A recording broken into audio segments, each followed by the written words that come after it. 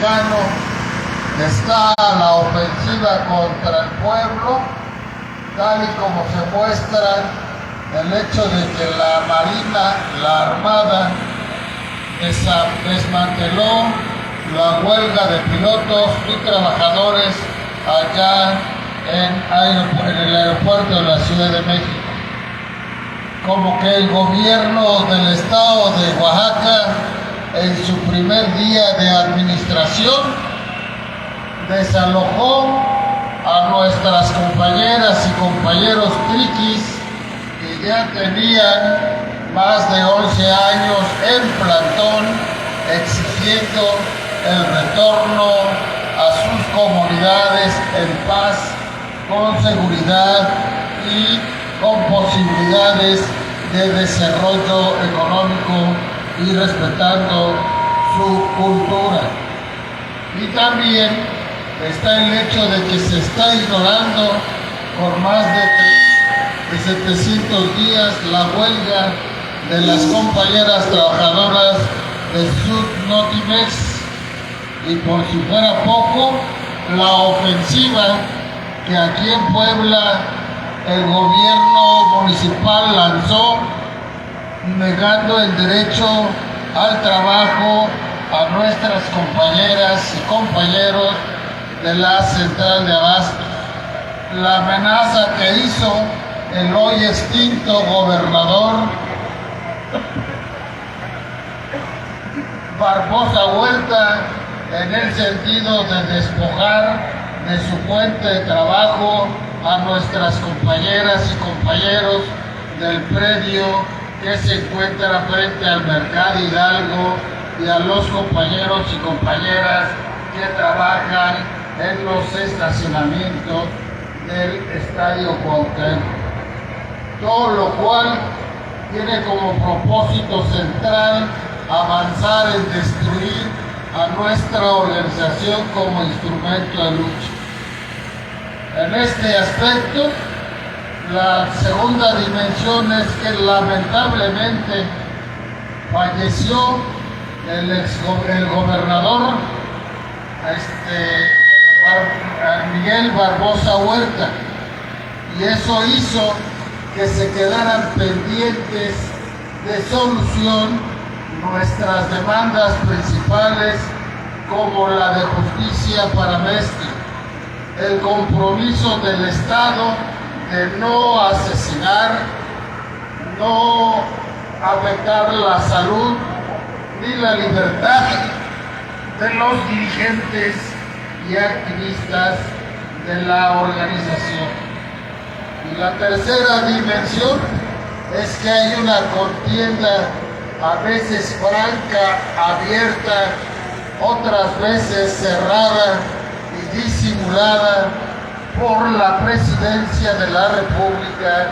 y por la gobernatura del Estado, donde inevitablemente las fuerzas en contienda todas corresponden a los intereses y objetivos de la clase explotadora dominante mexicana, que es servil al imperio estadounidense. Hoy la contienda ya no se resuelve entre el PRI y el PAN, o entre el PRI, PAN y PRD por un lado, y Morena y López Obrador por el otro. Hoy la contienda entre las distintas fuerzas se está librando y está resolviéndose al interior de la llamada Cuarta Transformación en general, y en particular del movimiento Morena, todo encabezado por Andrés Manuel López Obrador. Pero no se crea ni se piense que se trata de un movimiento que busque la verdadera independencia, la soberanía nacional. Es más bien un gobierno, un Estado que bajo esas banderas en realidad está entregando más nuestro país al control, al dominio del imperio estadounidense, tal y como lo revelan la ratificación del hecho de que las Fuerzas Armadas Mexicanas son parte del Comando Norte encabezado por Estados Unidos, comando que está, como todo el ejército de Estados Unidos, formando parte de lo que es la Organización del Tratado Atlántico Norte, que está junto con el Reino Unido en guerra contra Rusia y China allá en el territorio de Ucrania, guerra que amenaza con desembocar en la Tercera Guerra Mundial, que indudablemente será nuclear, poniendo en grave riesgo a la sociedad humana, a la naturaleza y a la vida en el planeta en su conjunto. Esta tercera dimensión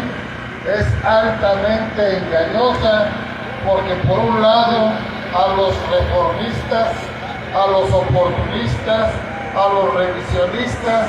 les da pasto suficiente para tratar de engañar al pueblo en el sentido de que apoyar a Andrés Manuel López Obrador es tanto como defender la independencia y la soberanía de nuestra nación. No es así. El Estado encabezado por López Obrador es un títere sin servir del imperio estadounidense. Y su tarea es someter y controlar todavía más a todo el pueblo de México. Tarea en la que libra la guerra contra el pueblo para lograr que el pueblo no se atreva a luchar fuera de los marcos establecidos por el propio Estado, que no se rebele y mucho menos que se levante en revolución. Por eso es de fundamental interés la necesidad que tienen de destruir a las organizaciones como la 28, una organización clasista, independiente, democrática y de lucha, que lucha no solo por los intereses y demandas particulares de sus integrantes, sino por los intereses de todo el pueblo mexicano, es decir, la construcción del Estado obrero campesino popular que forje la nueva República Democrática Popular del Anáhuac, república que debe ser una base de apoyo para la revolución proletaria mundial. Por tanto, es necesario señalar tres cosas aquí. Primero, hemos estado y estamos bajo una política de acoso, una política de hostigamiento, muchas veces agresivo, en el sentido de avanzar hacia la destrucción de nuestra organización. Ejemplo concreto son la exoneración y la liberación del asesino material de Ernesto Xochitl Sarabia Reina. Dos, la amenaza de asesinato que se ha permitido que se lance a través de las bandas de narcodelincuentes, la que principalmente comanda el conocido como el Caimán. Tres, la política de aterrorizar a las masas con la amenaza de despojarlos de los centros de trabajo, los mercados, los predios donde realizan sus actividades del comercio popular. Cuatro, el uso tanto de las fuerzas policiales, incluida la Guardia Nacional, como de las bandas delincuenciales para provocar y agredir a nuestras masas. En ese sentido, nosotros señalamos con claridad, no queremos problemas de ningún tipo absolutamente con nadie, pero tampoco vamos a permitir que se nos agreda y golpee impunemente. Es decir, no somos partidarios de poner la otra mejilla. Somos más bien partidarios de la comunicación, del diálogo, la negociación y el acuerdo como mecanismos de solución de las diferencias y sobre todo de las demandas del pueblo en general y de la 28 de octubre en particular. Por lo mismo, nos pronunciamos contra la cerrazón, contra la imposición y contra la represión para imponer las decisiones unilaterales que cualquiera del gobierno municipal o del gobierno del Estado pretendan imponernos por la fuerza y contra nuestra voluntad. Por eso venimos públicamente a solicitar al nuevo gobernador que a la brevedad posible nos conceda una audiencia a fin de restablecer el camino del diálogo y la negociación como mecanismos de solución. Entendemos que el hecho de que apenas haya sido designado y apenas esté juramentando al cargo no le permite que ya hoy mismo pueda recibirnos, pero tampoco le da el pretexto ni la justificación para que no nos reciba nunca o deje de recibirnos tal y como lo hizo el extinto gobernador. Repito, reiteramos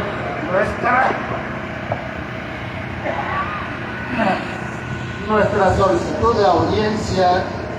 valiéndonos de los artículos 1 y 8 de nuestra Constitución Política de los Estados Unidos Mexicanos. Y en tercer lugar, llamamos a la población, a toda la del campo y la ciudad, a apoyar la lucha que por el derecho al trabajo, por la libertad de organización, de manifestación y de petición estamos desarrollando.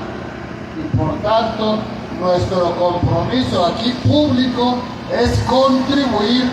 con nuestras capacidades, con nuestras habilidades a posibilitar el desarrollo y el crecimiento económico y social de Puebla en los marcos de una política verdaderamente democrática que garantice las libertades y los derechos del pueblo. La 28 es y seguirá siendo un instrumento de lucha, de la lucha del pueblo. Por tanto, compañeras y compañeros, una vez más venimos a decirles, no nos vamos a quedar callados, no nos vamos a quedar con los brazos cruzados. Vamos a redoblar nuestros esfuerzos por reforzar nuestra unidad interna y por servir a todo el pueblo como instrumento de lucha, no solo por sus demandas particulares, sino esencialmente por las demandas de contar con un país gobernado por los trabajadores del campo y la ciudad, de un país en el cual la gente del campo y la ciudad seamos los forjadores y los desarrolladores de nuestro propio destino, es decir, el país que debe llamarse la nueva República Democrática Popular del Anáhuac. Así que, compañeros y compañeras, con eso en mente, reitero, vamos ahorita a insistir con la gente del gobierno del Estado, del nuevo gobierno del Estado, en que se nos señale fecha, hora y lugar, porque puede ser aquí en Casa Puebla, en Casa Guayo, o puede ser en el CIS, para tener la reunión con el nuevo gobernador. ¡Viva el 28 de octubre! ¡Viva!